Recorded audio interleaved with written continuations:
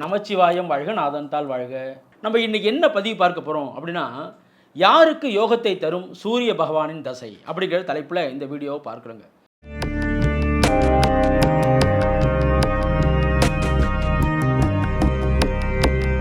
ரகசிய உண்மைகள் யூடியூப் நேயர்கள் அனைவருக்கும் இனிய வணக்கம், வாழ்க வளமுடன். நான் உங்கள் ஜோதிடர் விஷால் விவர்தன் பேசுகிறேங்க. நம்முடைய ரகசிய உண்மைகள் யூடியூப் சேனலில் நிறைய பயனுள்ள ஜோதிட தகவல்களை தொடர்ச்சியாக கொடுத்து வந்துகிட்டே இருக்கிறேன். அதை பார்த்து பயன்பெறுங்க. என்னிடம் ஜாதகம் பார்க்க ஸ்க்ரீனில் தெரியக்கூடிய நம்பர் மூலமாக வாட்ஸ்அப் மூலமாக ஆன்லைன் மூலமாக ஜாதகம் அனுப்பி ஜாதகம் பார்க்கலாங்க.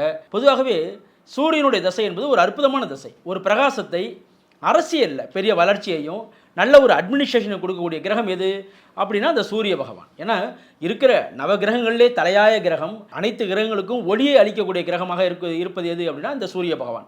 அப்போ சூரியனுடைய திசை எந்த லக்னங்களுக்கெல்லாம் மிகச்சிறந்த ராஜயோகத்தை வாரி வழங்குவார் அப்படிங்கிறதாங்க நம்ம பார்க்குறோம்.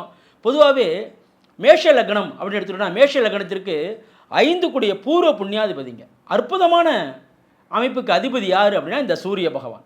அப்போ சூரியன் மேஷ லக்னத்திற்கு நல்ல நன்மைகளை வாரி வழங்கக்கூடியவராக இருப்பார். ஆனால் என்ன ஒரு பாயிண்ட் மேஷ லக்னத்தை பொறுத்த வரைக்கும் அப்படின்னா, அந்த சூரியன் எந்த நிலையிலும் பாவத்துவம் அடையக்கூடாது. பாவத்துவம்னா என்னங்க சார்? அவர் சனி, ராகு, கேது இது போன்ற கிரகங்களோடு இணையக்கூடாது அப்படிங்கிற பாயிண்ட்டுக்கு நீங்கள் வந்துடணும். அவர் மேக்சிமம் அவர் சனியோட இணையவே கூடாதுங்க. ராஜயோகத்தை அவர் அளிக்கின்றார் என்பது உண்மைதான். மேஷ லக்னத்திற்கு நல்ல பலனை வழங்கக்கூடியவர் தான். அதே நேரத்தில் அவர் பாவத்துவம் அடைந்தால் அதனுடைய முழு பலனை அனுபவிக்க இயலாது என்று சொல்லலாங்க. அப்போ மிகச்சிறந்த மேஷ லக்னக்காரர்களுக்கு சூரிய தசை நடப்பில் வரக்கூடிய காலகட்டம் 6 வருடங்களும் அற்புதமான காலகட்டமாகவே இருக்கும் என்று சொல்லலாங்க. அதற்கு அடுத்தது நீங்கள் பார்த்தீங்க அப்படின்னா கடக லக்னம்.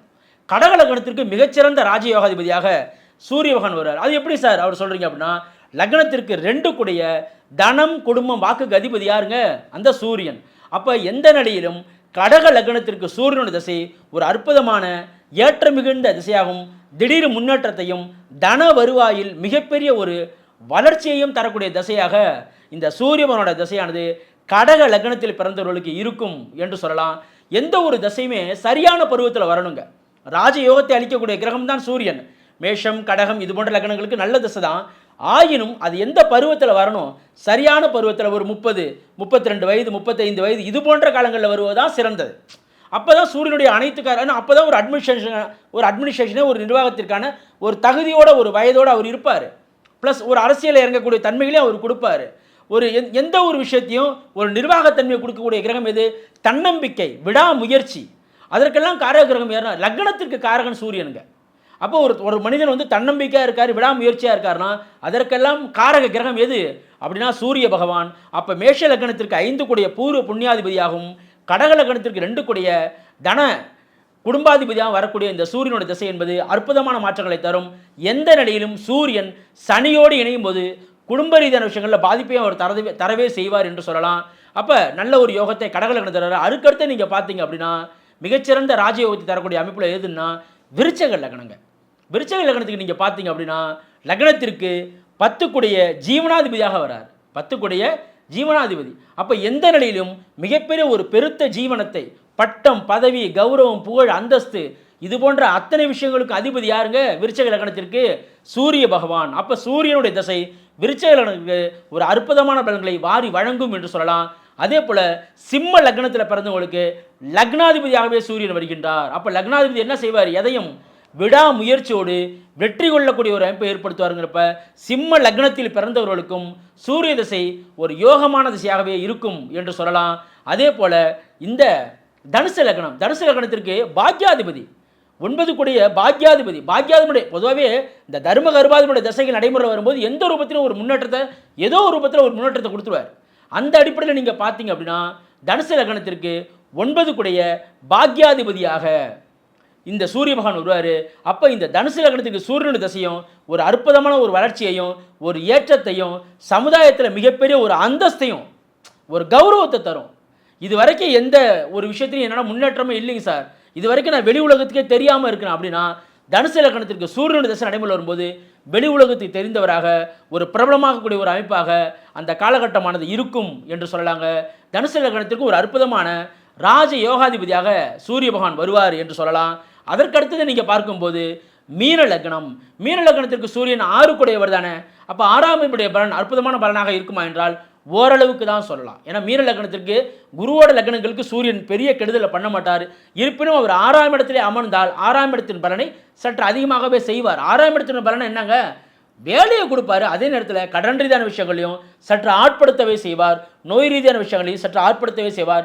மீன லக்னத்திற்கு பெருத்த நன்மைகளை அவர் வழங்காவிட்டாலும் நாட் பேட் அப்படி சொல்லுவார். அதாவது ரொம்ப பெஸ்ட் இல்லை, பரவாயில்லை அப்படிங்கிற அமைப்பை தான் அவர் தருவார். இருப்பினும் அவர் 6ஆம் வீட்டிற்கு 12இல் மறைந்து மீன லக்னத்திற்கு 5இல் இருந்தால் நல்ல நன்மைகளை அவர் வழங்கக்கூடியவராக இருப்பார் என்று சொல்லலாம். சூரியனுடைய திசையை பொறுத்த வரைக்கும் சூரியனுடைய காரகத்துவம், அந்த திசையில் சூரியனின் காரகத்துவம் மேம்படும். தந்தை வழி உறவுகள் வழியாக நன்மைகள் நடக்கும். அரசாங்க வழி ஆதரவு கிடைக்கும். சமுதாயத்தில் ஒரு நல்ல கௌரவம் கிடைக்கும். எந்த ஒரு விஷயத்தையும் விடாமுயற்சியாக வெற்றி கொள்ளக்கூடிய ஒரு தன்மையை கொடுப்பாரு. சூரியனுடைய காரகத்துவமான தொழில்கள்னு சொல்லக்கூடிய மின்சாரம் சார்ந்த துறைகளில் நல்ல ஒரு ஏற்றத்தையும் மாற்றத்தையும் தரக்கூடிய அமைப்பானது ஏற்படும் என்று சொல்லலாம். எலக்ட்ரிக்கல் சார்ந்த விஷயங்களில் பெரிய ஒரு வளர்ச்சியை கொடுப்பாருன்னு சொல்லலாம். எந்த நிலையிலும் சூரியன் கடுமையான பாவத்துவத்தை அடையக்கூடாது அப்படிங்கிற பாயிண்ட்டுக்கு தாங்க நீங்கள் வரணும். எந்த ரூபத்தில் அவர் அடையக்கூடாது. நல்ல நன்மைகளை தான் செய்ய போகிறார் இந்த லக்னத்துக்கெல்லாம். இருப்பினும் அவர் சனியோடு இணைவது, சனியின் பார்வையை பெறுவது, ராகு கேதுவோடு இணைந்து கிரகணம் அடைவது, இது போன்ற அமைப்பில் இல்லாமல் இருந்தால் கண்டிப்பாக இந்த லக்னத்திற்கு ஒரு அற்புதமான ஒரு யோகம் தரக்கூடிய திசையாகவே சூரிய திசையானது இருக்கும் என்று நம்ம தெளிவாக சொல்லலாங்க. சப்போஸ் அதாவது உங்களுக்கு சூரிய தசை நன்றாக இல்லை அப்படிங்கிற பாயிண்ட் வருதுன்னு வச்சுங்களேன். அதாவது சூரிய தசை நன்றாக இல்லைன்னா எப்படி நன்றாக இல்லைங்கிற அமைப்பு வரும். சூரியன் பாவத்துவம் அடைந்திருக்கின்றார். இல்லைங்க சார், என்னுடைய ஜாதகத்தில் நீங்கள் சொல்கிற அமைப்பில் இல்லைங்க சார், அப்போ நன்மைகள் தர இயலாதுங்கிற நிலையில் தான் சார் இருக்குது. அப்போ அதற்கு என்ன சார் பரிகாரம்? அப்போ எது போன்ற பரிகாரத்தை எடுத்துக்கொண்டால் இந்த பாதிப்பிலிருந்து விடுபட முடியும் அப்படிங்கிற அமைப்பையும் நம்ம இந்த வீடியோவில் சொல்கிறாங்க. அதாவதுங்க பொதுவாகவே சூரியன்னா யாருங்க? சிவபெருமான். அப்போ ஞாயிற்றுக்கிழமை சூரிய ஹோரையில், சூரிய ஹோரை எப்போங்க சார்? காலையில் 6 to 7, மத்தியானம் 1 to 2 நட சாத்திடுவாங்க, நைட்டு 8 to 9. அப்போ காலையில் 6 to 7 அல்லது நைட்டு 8 to 9 சூரிய ஹோரையில் ஞாயிற்றுக்கிழமை தோறும், வாரம் ஞாயிற்றுக்கிழமை தோறும் காலையில் 6 to 7 சூரிய ஹோரையில் சிவபெருமானை வணங்கி அவருக்கு விளக்கேற்றி வழிபட்டு வரும்போது இதனுடைய தாக்கத்திலிருந்து முழுமையாக விடுபடக்கூடிய தன்மையானது ஏற்படும் என்று சொல்லலாங்க. அதாவது சூரியன் யாருக்கெல்லாம் பாதிக்கப்பட்டிருக்குன்னா சனியோட, ராகுவோட, கேதுவோட இது போன்ற கிரகங்களோடு இணைந்திருக்கின்றார் அல்லது பார்வையை பெற்றிருக்கின்றார். சனியினுடைய பார்வை பெற்றிருந்தால் கண்டிப்பாக இந்த பரிகாரத்தை செய்யும்போது இதனுடைய தாக்கத்திலிருந்து முழுமையாக ஒரு விடுபடக்கூடிய தன்மையானது ஏற்படும் என்று சொல்லலாங்க. இது போன்ற இன்னும் பல்வேறு ஜோதிட தகவல்களை தொடர்ச்சியாக நம்முடைய ரகசிய உண்மைகள் யூடியூப் சேனலில் பதிவு செய்வோம். நன்றி, வணக்கம்.